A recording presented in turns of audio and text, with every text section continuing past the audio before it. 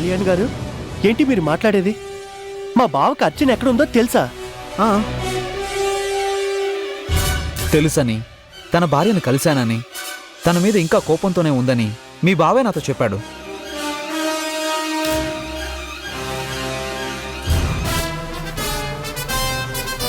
Thank you sir, అర్థమైంది. గోవిందం ఆగు. గోవిందం,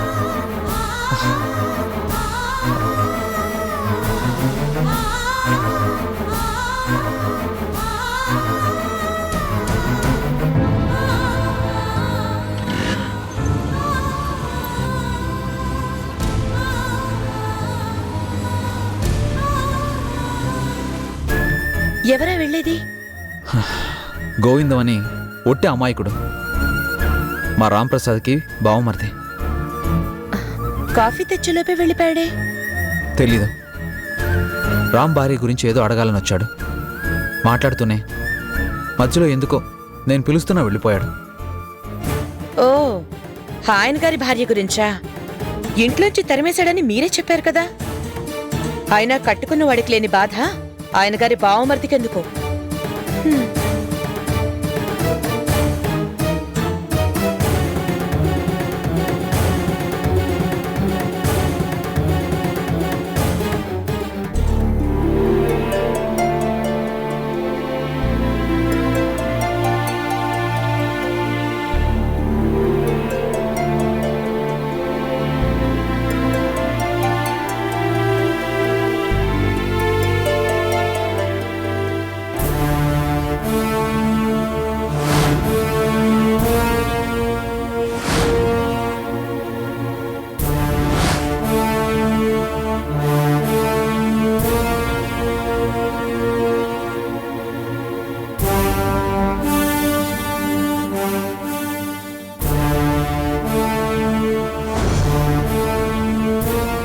శభాష్ బావా, ఇన్నాళ్ళు నీకు కదలని యంత్రాల్ని కదిలించడమే తెలుసు అనుకున్నాను.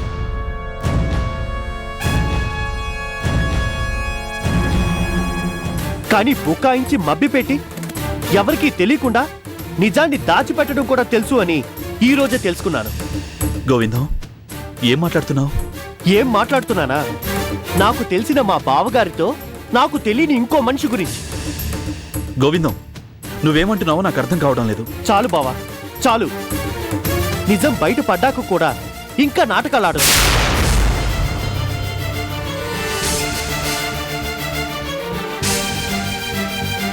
నాకు మొత్తం తెలిసిపోయింది బావా. అర్చన ఈ ఊర్లోనే ఉంది అనే నిజం, ఆ నిజం నీకు కూడా తెలుసు అనే నిజం, కావాలని అందరినీ బుకాయిస్తూ అర్చన ఏమైందో తెలీదు అన్నట్టు ఇన్నాళ్ళు నాటకం ఆడావు అనే పచ్చి నిజం కూడా తెలిసిపోయింది బావా. ఎవరు చెప్పారు? నీ ఫ్రెండ్ డాక్టర్ కళ్యాణ్. అబద్ధం. నువ్వు విన్నదంతా అబద్ధం. ఇంకా ఎందుకు బావా బుకాయిస్తావు?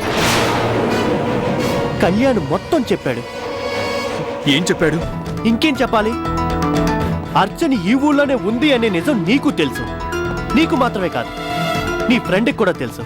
మరి ఎందుకు బావా తెలియనట్టు ఇంట్లో వాళ్ళని ఇన్నాళ్ళు నమ్మిస్తూ వచ్చావు? ఆ రోజు నేను అర్చని కల్లారా చూశాను బావా, నేను ముత్తుకున్నాను. నేను భ్రమపడ్డాను అని నువ్వు కావాలని కొట్టి పారేశావు. ఎందుకు బావా? ఎందుకు బావా? ఎందుకు? దయచేసి ఎప్పటికైనా చెప్పు, ఎందుకు బావా ఇలా నాటకం ఆడుతున్నావు? కావాలని ఎందుకు అందరినీ మోసం చేస్తున్నావు? చెప్పు బావా, అర్చన ఇదే ఊళ్ళో ఉన్నా కూడా నీకు దూరంగా ఎందుకుంది?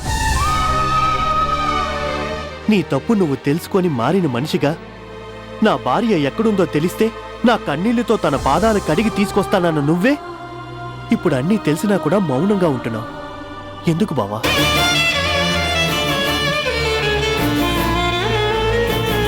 అసలు మీ ఇద్దరి మధ్య ఏం జరిగింది? ఓకే, అది చెప్పడం ఇష్టం లేకపోతే కనీసం ఇదేనే చెప్పు బావా. నీకు అర్చనకి మధ్య మనసు విప్పి మాట్లాడుకోవడానికి అభిమానము పంతమో అడ్డొస్తే నీ బావగా నేను మధ్యవర్తిత్వం చేస్తాను. మీ ఇద్దరికి నేను రాజీ కుదురుస్తాను బావా. వద్దు గోవిందం, వద్దు. ఇసుకతో కట్టే మేడలు, సిఫార్సులతో కాపురాలు నిలబడవు. వదిలే, ఈ టాపిక్ ఇంతటితో వదిలే. ఎందుకు వదిలేయాలి బావా? విడిపోవడం అనేది మీ ఇద్దరికి మాత్రమే సంబంధించిన సమస్య కాదు. అత్తయ్యకి, మావయ్యకి, లల్లికి అందరికీ సంబంధించిన సమస్య. మీ కుటుంబం పరువు ప్రతిష్టలకి సంబంధించిన సమస్య బావా. తెలుసు, నాకన్నీ తెలుసు. అన్నీ తెలిసే ఈ నిజాన్ని ఎవరికీ తెలియకుండా దాచిపెట్టాను. బావా, మనిద్దరి మధ్య బావమరుదుల సంబంధం ఉండాలంటే నీకు తెలిసిన ఈ నిజాన్ని నువ్వు ఇంకెవ్వరికీ చెప్పడానికి వీల్లేదు.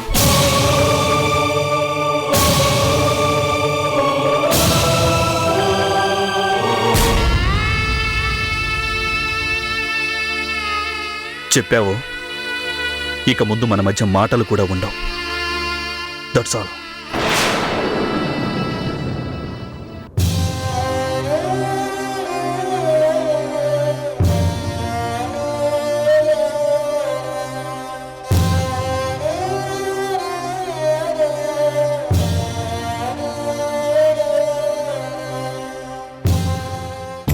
చూసావా మమ్మీ, సౌందర్య ఎంత తెలివైందో. బావని, అత్తయ్యని అందర్నీ నమ్మించింది, నిశ్చితార్థం జరిపించింది. ఇప్పుడు శుభలేఖల్ని కూడా పనిచేసేదాకా తెచ్చింది. రేపు పెళ్లి మంటపంలో ఆ స్వప్న అవుట్, ఈ సింధు ఇన్. ఖచ్చితంగా ఆ మార్పుని కూడా ఇచ్చిన మాట ప్రకారమే జరిపించి తీరుతుంది. సింధు, నిజంగా అలా జరిగితే అంతకన్నా కావాల్సింది నాకు ఏదీ లేదు. జరుగుతుంది మమ్మీ. సౌందర్య చెప్పింది కదా, కర్త, కర్మ, క్రియ అన్నీ నేనే అని. అమ్మా, మీరేమీ అనుకోనంటే ఒక మాట చెప్తాను. ఏంటి? మనుషుల్ని మరీ అంత గుడ్డిగా నమ్మకూడదమ్మా. తెల్లటివన్నీ పాలు కాదు, నల్లటివన్నీ నీళ్లు కాదు. ఆ సంగతి మాకు తెలుసు. అన్నపూర్ణమ్మా, నువ్వు చెప్పేది మీ మంచికేనమ్మా. సింధు ఒట్టి బోళా మనిషి. ఎదుటివాళ్ళు ఎలాంటి వాళ్ళో తెలుసుకోకుండా తేలిగ్గా నమ్మేస్తుంది. హలో, నేనేంటో నీకన్నా నాకు బాగా తెలుసు. ఉచిత సలహాలు మానేసి పని చూసుకో. అది కాదమ్మా, నేను చూస్తూనే ఉన్నావుగా, దాందంతా వాళ్ళ డాడీ పోలిక. నచ్చకపోతే ఎదుటి వాళ్ళు చెప్పింది కూడా వినటానికి ఇష్టపడరు. ఆ సంగతి నిజమేనమ్మా. కానీ చెప్పుడు మాటలు విని సింధు నష్టపోతే ఆ తర్వాత బాధపడవలసిందెవరు? మీరే కదా. అన్నపూర్ణమ్మ, బాధపడి మాత్రం లాభమే ఉంది. ఆ తండ్రి కూతుళ్ళు నా మాట వినరు. అందుకే ఇష్టం లేకపోయినా నోరు మూసుకొని జరిగేది చూస్తూ ఉన్నాను. ఆ దేవుడు దాని నుదుట ఎలా రాస్తే అలా జరుగుతుంది. జరగని.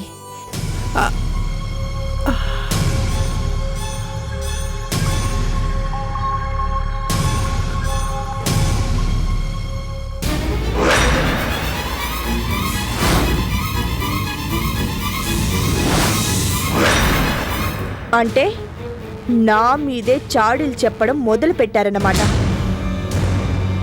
ఈ సౌందర్య మాటలు వింటే నాశనం అయిపోతారు అని వాళ్ళని హెచ్చరించాలని ట్రై చేస్తున్నారన్నమాట. అది కాదు. వద్దు, ఇంకేవి చెప్పొద్దు. చూస్తాను. ఇన్నాళ్ళు ఎందుకులే అని కొంచెం సాఫ్ట్గా డీల్ చేస్తూ వచ్చాను. కానీ నా వెనకే గోతులు తవ్వాలి అనుకుంటున్న మిమ్మల్ని ఈ సౌందర్య హార్ష్గా డీల్ చేయడం మొదలు పెడితే నరకం, ప్రత్యక్ష నరకం కనిపిస్తుంది. కనిపించేలా చేస్తాను. I will see it.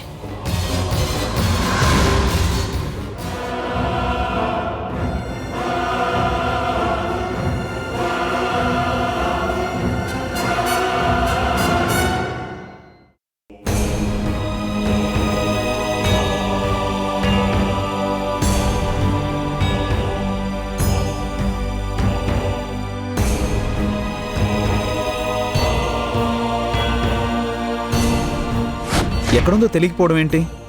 తన భార్య ఇదే సిటీలో ఉందని రామ్కి తెలుసు కదా.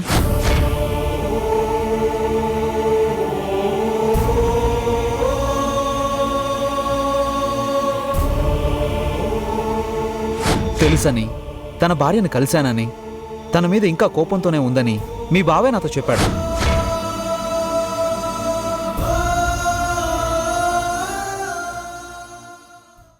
చిచి చిచి, ఈ కాలంలో ఎవరిని నమ్మాలో ఎవరిని నమ్మకూడదో అస్సలు అర్థం కావడం లేదు. అందరూ అబద్ధాలు చెప్తున్నారు.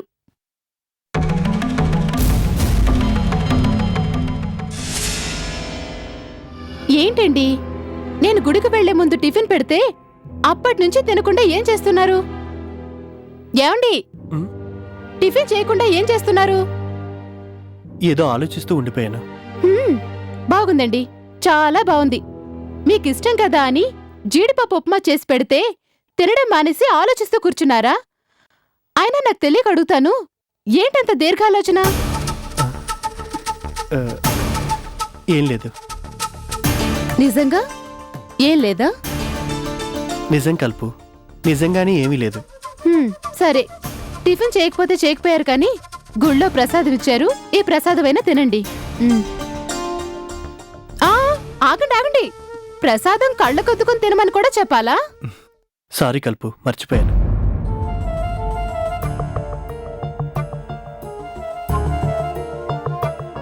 ఏమైందండి, ఎందుకలా డల్గా ఉన్నారు?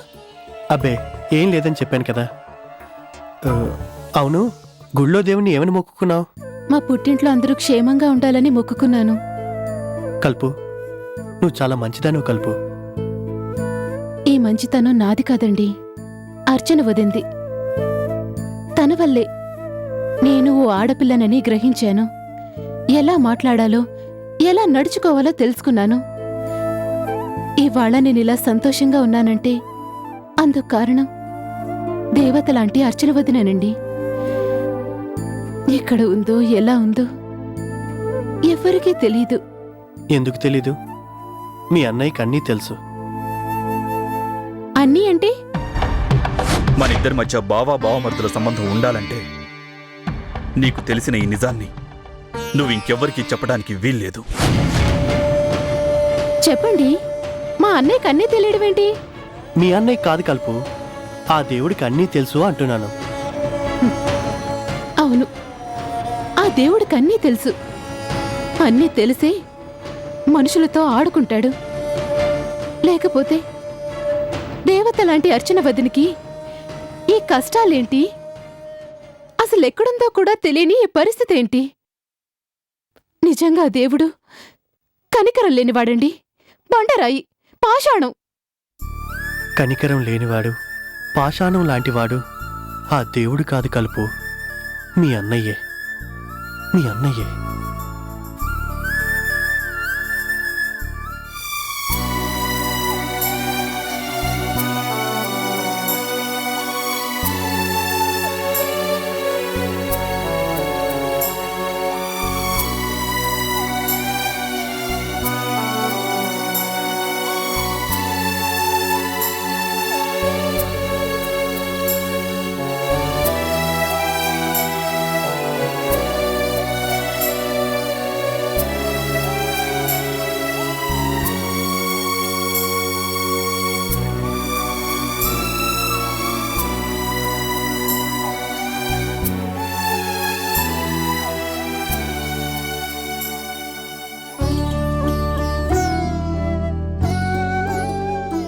కళ్యాణ్, పెళ్లి శుభలేఖలు పంచడం దాదాపుగా పూర్తయింది.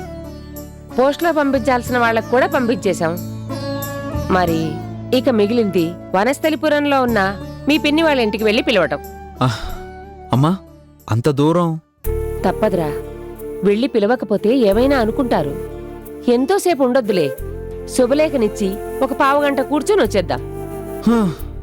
సరే, అంత దూరం వెళ్ళాలంటే ఇప్పుడే బయలుదేరడం మంచిది. అలాగేరా, 5 నిమిషాల్లో రెడీ అవుతాను.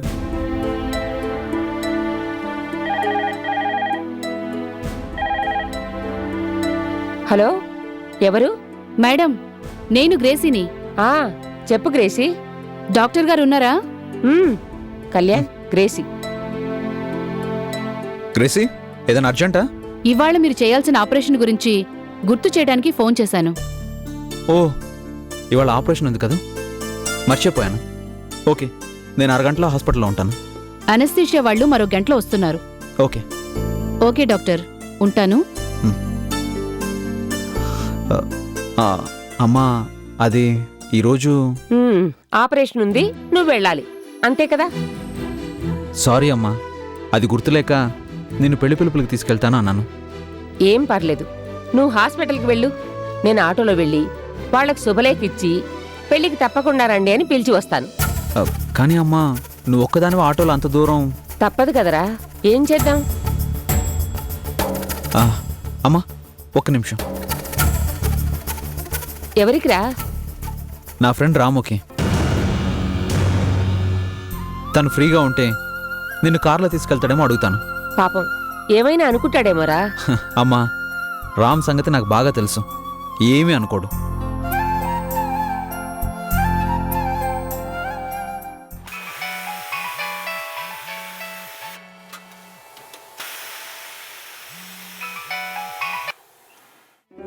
హలో రామ్.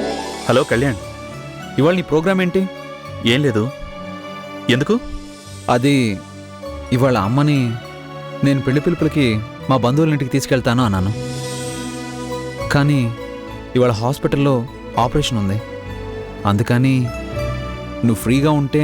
మీ అమ్మగారిని పెళ్లి పిలుపులకి తీసుకెళ్ళాలి, అంతే కదా? అంతే.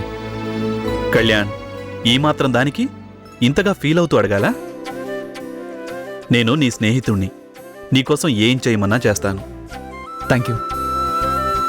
నాకు తెలుసు, నువ్వు వస్తావుగా. 5 నిమిషాల్లో అక్కడుంటాను. Okay, bye. బాయ్. అమ్మా, ప్రాబ్లం సాల్వ్ అయిపోయింది. కళ్యాణ్, నిజంగా నీ ఫ్రెండ్ ఎంత మంచివాడ్రా. మరి నా ఫ్రెండ్ అంటే ఏమనుకున్నావు? జామ్, కోటికొక్కడు. నిజమే, ఇలాంటి వాడు కోటిలో ఒక్కడే ఉంటాడు. నీచుడు, దుర్మార్గుడు. ఇలాంటి వాడు కోటిలో ఒక్కడే ఉంటాడు. నీచుడు, దుర్మార్గుడు. సరేనమ్మా, నేను హాస్పిటల్కి వెళ్ళాలి, రెడీ అవుతాను. అలాగేరా.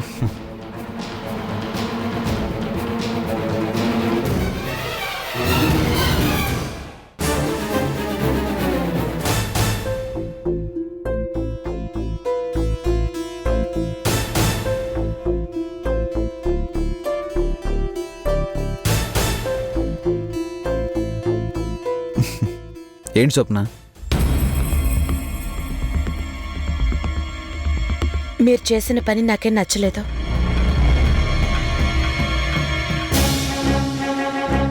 నేనా?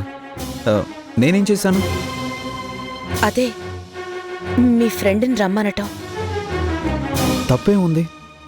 ఫ్రెండ్ కాబట్టే రమ్మన్నాను, ఫ్రెండ్ కాబట్టే వస్తా అన్నాడు. అయినా అలాంటి మనిషితో మీకు ఫ్రెండ్షిప్ ఏంటి? స్వప్న, అవును, మీకు ఇదివరకే చెప్పాను, మళ్ళీ చెప్తున్నాను. భార్యని కాల్చుకు తిన్న రాక్షసుడు, అనుమానంతో హింసించిన దుర్మార్గుడు, కట్టిన తాళిని తెంచేసి ఇంట్లోంచి భార్యను తరిమేసిన నీచుడు. అలాంటి వాడితో మీకు స్నేహం, అలాంటి మనిషి మీద మీకు గుడ్డి నమ్మకం అవసరమా? చూడు స్వప్న, పుట్టినప్పుడే ఏ మనిషి చెడ్డవాడు కాదు. పరిస్థితులే అతన్ని చెడ్డవాడిగాను దుర్మార్గుడుగాను మారుస్తాయి. అవే పరిస్థితులు మళ్ళీ దానవుణ్ణి మానవుడిగా మారుస్తాయి. అది మనుషుల విషయంలో, మృగాల విషయంలో కాదు. ప్లీజ్ స్వప్న, కారణం ఏదైతేనే నా ఫ్రెండ్ నీకు నచ్చలేదు. అందుకే తను నిజంగా మారిపోయాడని ఎన్నిసార్లు చెప్పినా ద్వేషిస్తూనే ఉన్నా, అసహించుకుంటూనే ఉన్నా. ప్లీజ్ చాలు, ఇక్కడితో వదిలే. అంటే అంటే మీరు ఇప్పటిదాకా ఏ విషయంలోనూ నీ మాట కాదనలేదు, ఇక ముందు కూడా కాదనను. కానీ ఈ ఒక్క విషయంలో మాత్రం దయచేసి నన్ను ఫోర్స్ చేయొద్దు. రామ్ నా స్నేహితుడు. నేను బతుకున్నంతకాలం నా స్నేహితుడిగానే ఉంటాడు.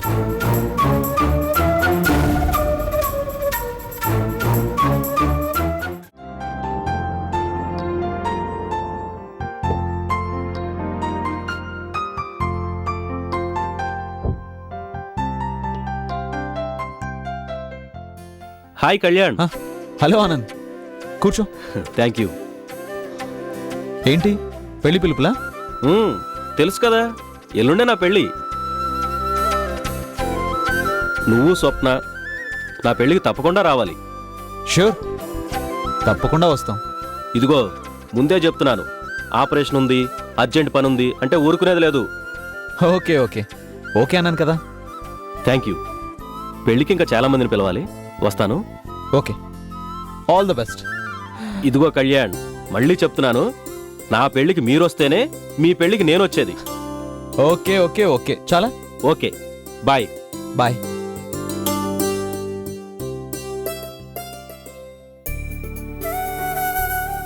కళ్యాణ్, ఎవర్రా వచ్చింది?